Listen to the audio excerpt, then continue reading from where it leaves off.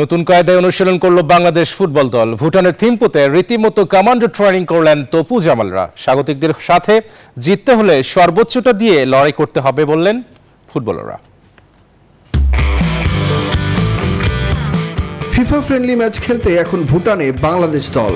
সেখানে মাঠের অনুশীলন এখনো শুরু না করলেও ফুটবলারদের ফিটনেসের দিকে বেশি নজর কোচ ক্যাবরেরার।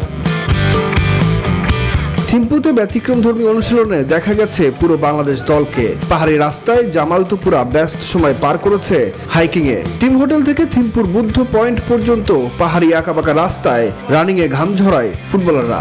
আমরা সবাই অনেক মজা করছি এখানে, মানে যে আমাদের যে এক্সপিরিয়েন্সটা হয়েছে, তো এটাতে খুব এনজয় করছি আজকে যে হাইকিংটা।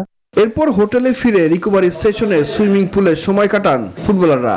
যদি আমরা এখানে ওদের সাথে জিততে পারি তাহলে আমাদের র্যাঙ্কিং একটু আমরা আগাবো। তো আমরা এটা এফসি এর জন্য, সামনে এফসি এশিয়ান কাপ আছে, তো আমাদের জন্য ভালো হবে। 5 সেপ্টেম্বর ভুটানের সাথে প্রথম ম্যাচে মাঠে নামবে বাংলাদেশ। সুখন সরকার, নিউজ 24।